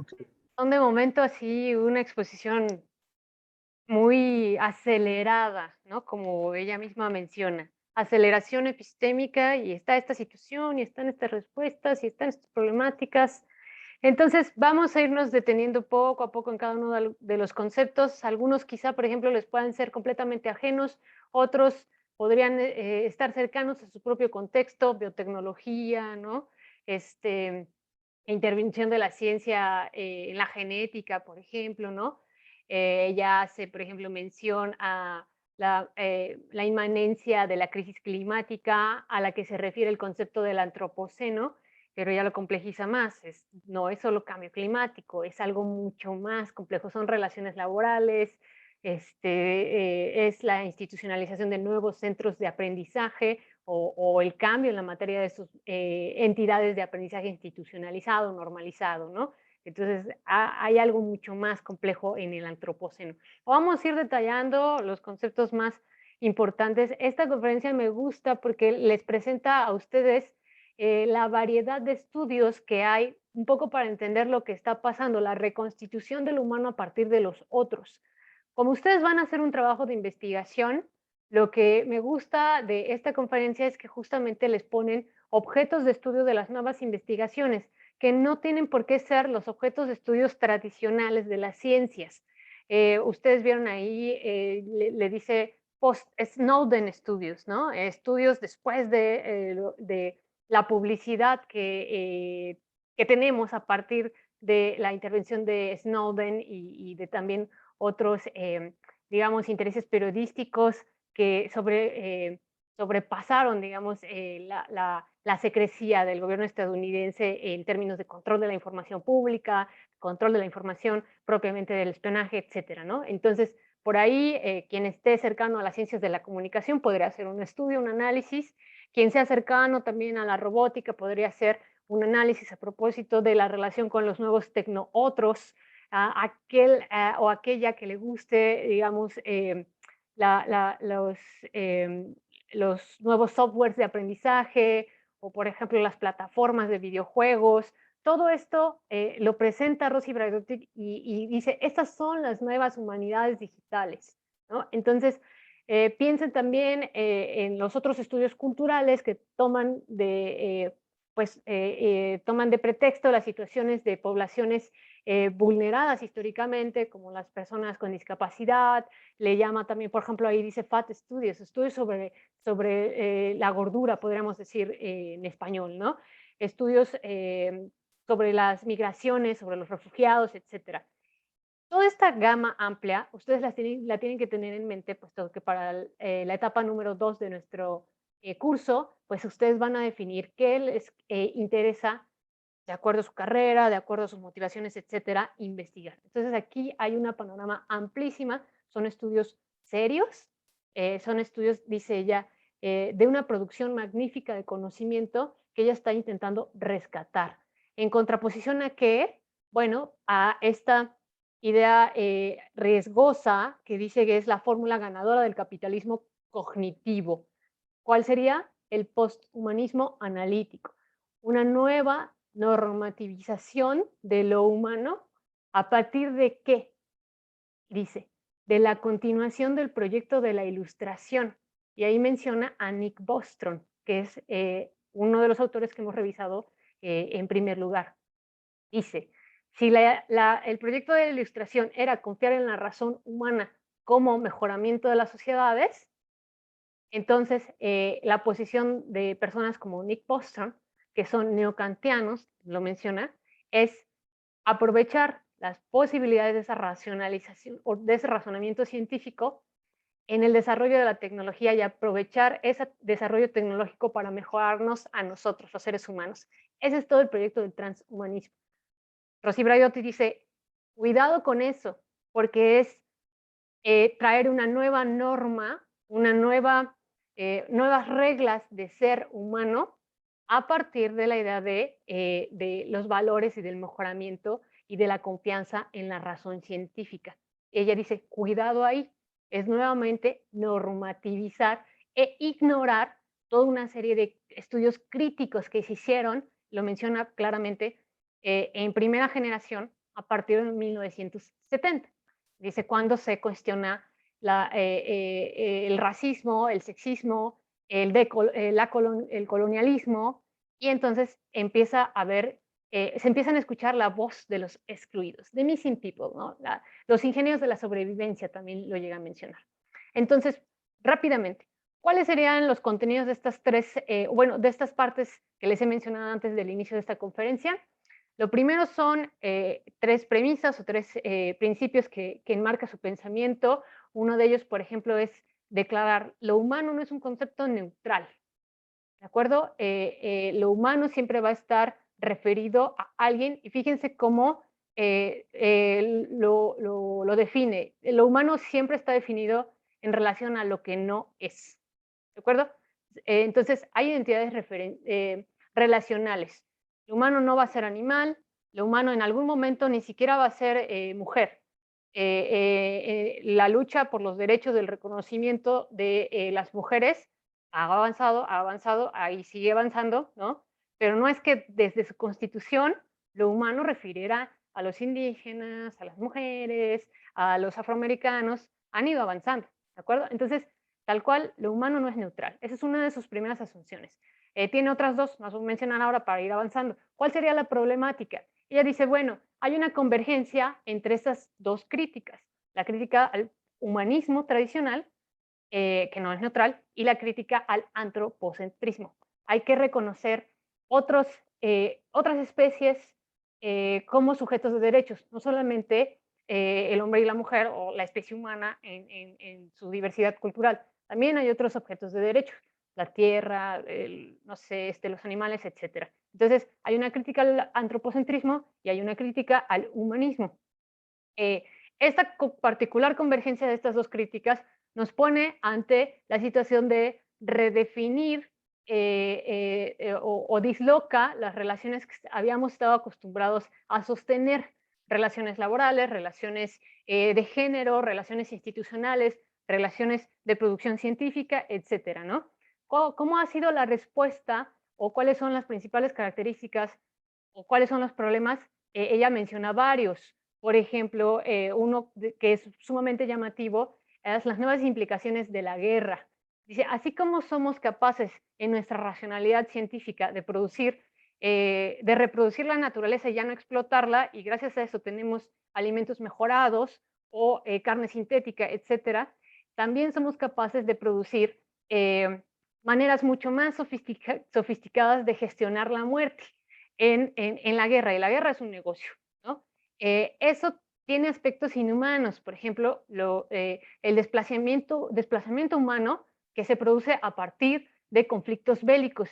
Tan solo en este momento, piensen qué está pasando en Afganistán y cuál es la lectura que se está dando a esa, digamos, retiro de las fuerzas de Estados Unidos y retomar el poder por parte de los talibanes. ¿Cuál es la lectura de los expertos en el tema? Bueno, pues que el islamismo que están practicando los talibanes es una versión muy occidentada de esta religión, occidentalizada, perdón, de este tipo de religión. Entonces, ahí pues hay ya una, digamos, también ahí puede haber un switch en esta manera de practicar la religión del Islam. No es que el Islam esté propiamente, que tenga que ser así de extremo siempre, ¿no? Es más bien un nuevo switch que tiene que ver con la occidentalización o incluso otro desarrollo del capitalismo. ¿Cuál sería otra consecuencia? ¿Alguien tenía una duda? Francisco, adelante.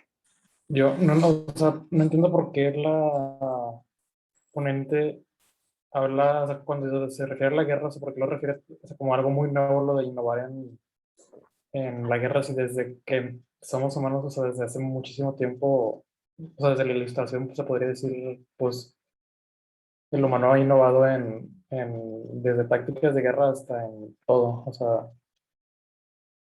Sí, quizá yo creo que tiene que ver con, y eso se puede estudiar, ¿Qué consecuencias puede tener, por ejemplo, cuáles serían las diferencias entre, dice ella, el piloto que dirige el dron, ¿no? El Predator, y eso lo agrego yo, ¿qué diferencia puede tener, por ejemplo, en la psicología de un veterano de guerra en Vietnam, ¿no? Hay una historia completa de hay estudios de lo que le pasó a los involucrados en este tipo de guerras continuas, traumáticas, etcétera, cuando están cuerpo a cuerpo, digamos, inmersos en esas dinámicas de batalla, ¿no? Con enfrentamiento frontal, tal cual. Estas posibilidades de teledirigir la guerra pueden ser buenas y malas, o pueden tener ventajas o desventajas en relación a esos efectos traumáticos que tiene la guerra. Decir, bueno, tiene ventajas o tiene desventajas, habría que afinarlo. No hace muchas semanas escuchaba en las noticias, era, digamos, llamativo, porque era la primera vez que un dron ejecutaba o disparaba sin la necesidad de que alguien le diera la instrucción. Es decir, el dron ya tomaba una decisión respecto de qué objetivo, sobre qué objetivo disparar y sobre qué objetivo no disparar. Y entonces, ahí, entonces, ¿dónde está quedando la responsabilidad ética? Ya ni siquiera hay una intervención propiamente humana en esa toma de decisiones. Son las máquinas las que empiezan a decir, ¿quiénes entonces programan esa decisión en el dron? ¿Qué consecuencias tiene o qué regulaciones tiene que tener? Eso se vuelve complicado de pensar. Entonces, digamos, ahí hay una llamada de alerta, habría que abordarlo, habría que estudiarlo, y por supuesto tener pues amplios conocimientos sobre el tema, no sé, una posición ética clara, etcétera, ¿no? Explorarlo.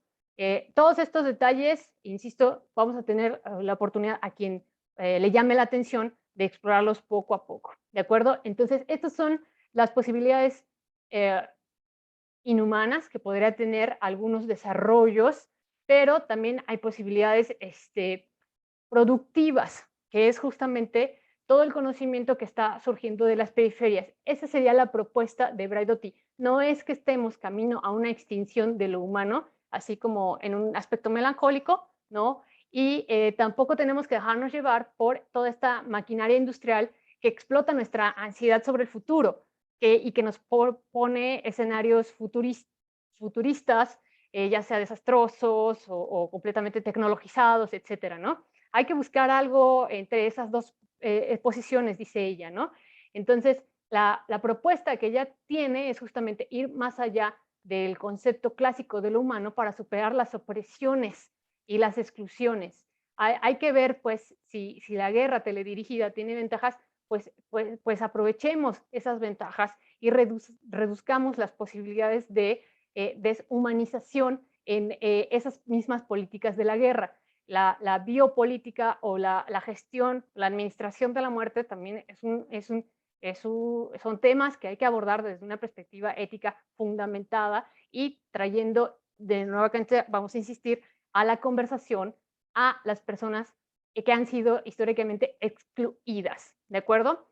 Toda la xenofobia que presenta, o el problema que siempre ha presentado Europa respecto de la xenofobia, los campos de refugiados hoy en día, por ejemplo, ¿no? ¿Cómo enfrenta Europa ese problema? ¿No? ¿Se les acepta, no se les acepta? ¿Se les brinda ciudadanía, no se les brinda ciudadanía, oportunidades de trabajo? ¿Qué pasa ahí, no? Pero bueno, entonces, estos son los aspectos.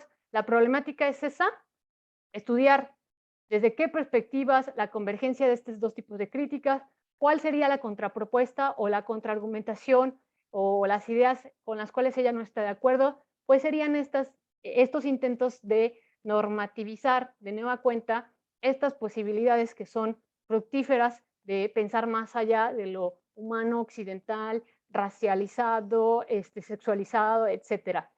Dice ella, hay que pensar en nuevos sujetos relacionales, afectivos, transversales, transdisciplinares, etcétera. Para ello, hace esta invitación, esta interpelación a la audiencia. Traigan a la foto a los excluidos, ¿de acuerdo? Escuchemos esa voz.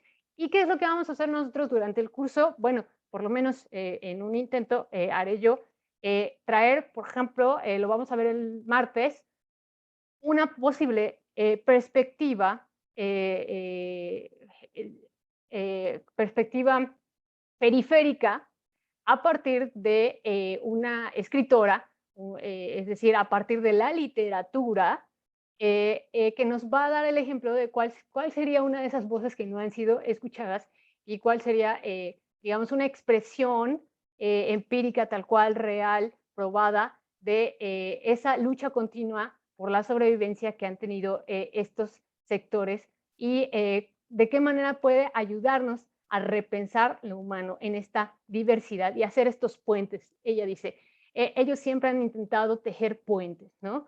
Entonces, en ese sentido, la propuesta de Braidotti es entusiasta, ¿no? Ella dice, es un optimismo patológico casi lo que ella siente, ¿no? Ella cree firmemente en que es un muy buen momento el que estamos viviendo porque somos capaces de ver la autoevidencia, dice ella, de una categoría que ha sido hegemónica, que es la de lo humano, durante algunos siglos, ni siquiera demasiados. Ella dice, es un concepto relativamente nuevo, siglo XVIII.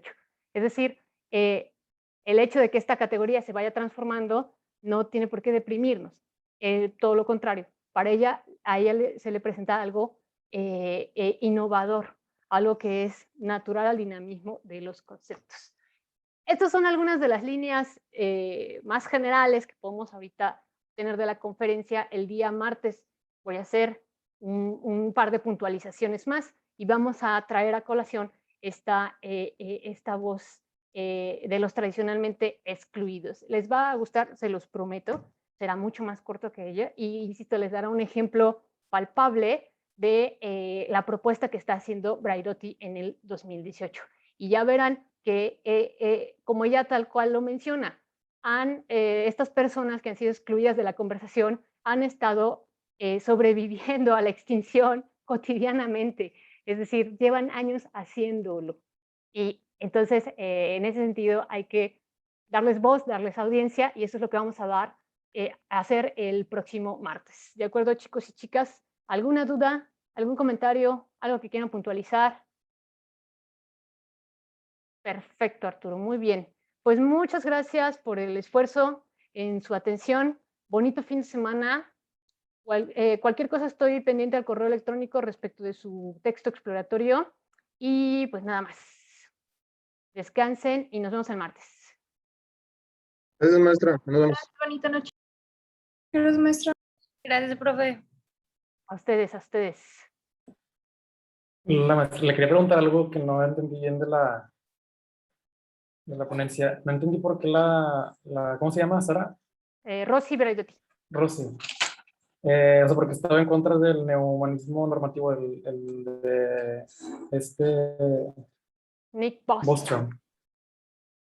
Ella considera que omite toda la tradición crítica que surge en 1970 en la primera generación de estudios críticos que puntualizan la categoría del humano no puede ser nunca objetiva o neutral.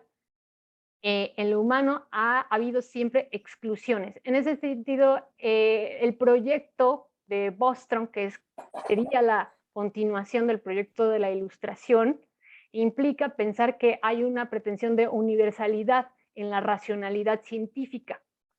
Entonces, de hecho, así están constituidos los grandes centros de aprendizaje, las grandes universidades o la canonización del conocimiento. Ella menciona este concepto. Si la revisas un poco, ella dice, estamos ante un movimiento organizado y rápidamente instituido que implica una nueva canonización de estos aprendizajes o estos nuevos conocimientos. ¿Cuál es el problema ahí?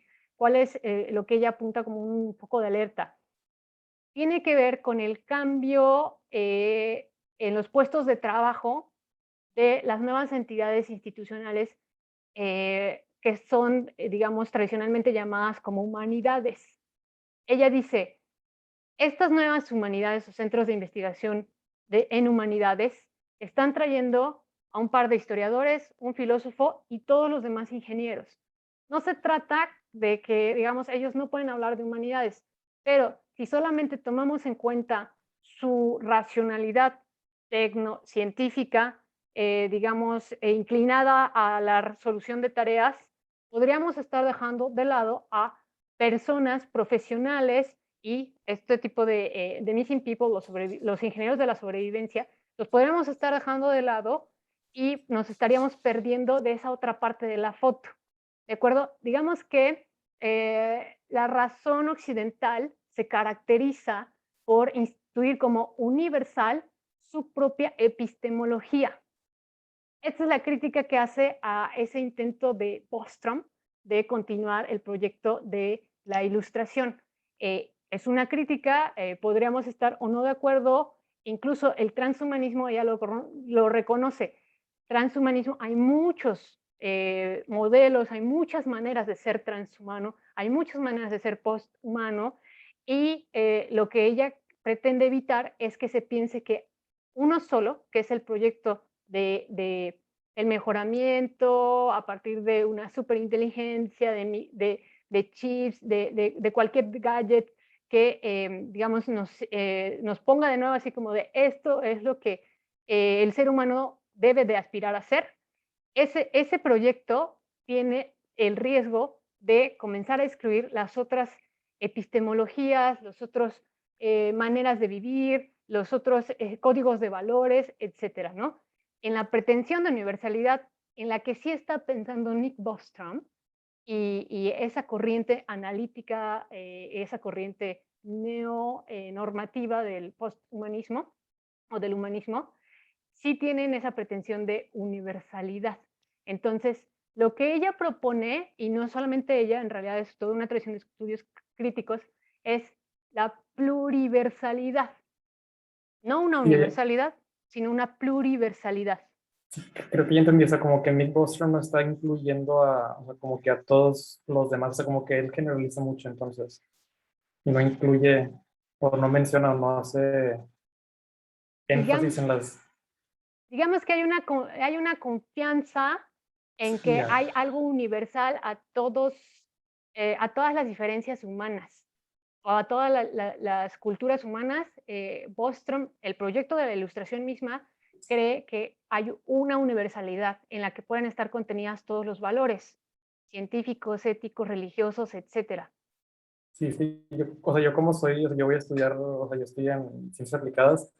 La verdad, o sea, la ilustración es pues, un movimiento que sí, o sea, sí lo conozco bastante, entre comillas, y sí, bueno, se me hace bastante interesante. Y sí, sí, tiene mucha razón porque, o sea, desde tiempo de la ilustración siempre se excluía así como que, o sea, la ilustración era como al principio era un como privilegio porque no todos aceptaban estas nuevas ideas. Entonces, o sea, como que se fue haciendo así hasta pues actualmente, que nada más el hombre blanco solamente, pues de hecho hasta en un punto era solamente los hombres que podían como innovar o estudiar en las ciencias. Sí, ya entiendo un poco más el punto de Rossi, ¿cómo se llama? Rossi Braidotti.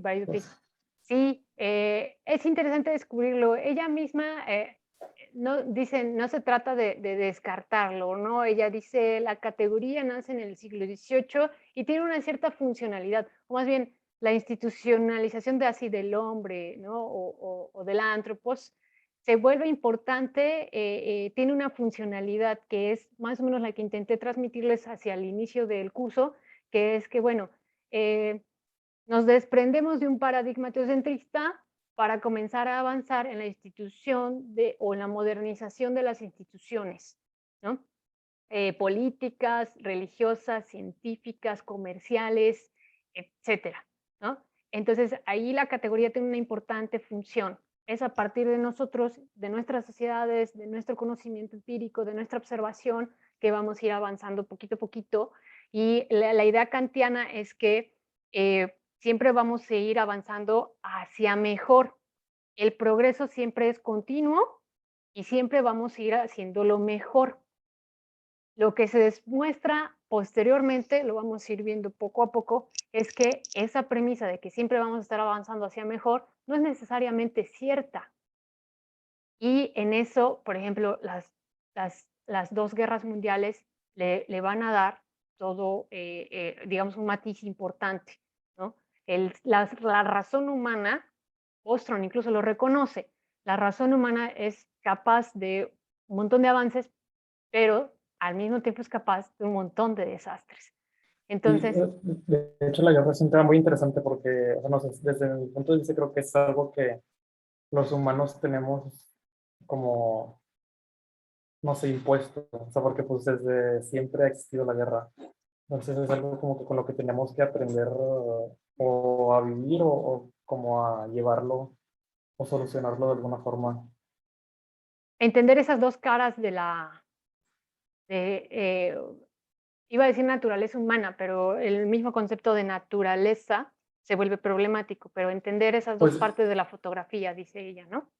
de hecho, o sea, hace poco había visto que no me acuerdo cómo se llama, mm, que el humano no es el único animal que es, ¿cómo se dice? Ah,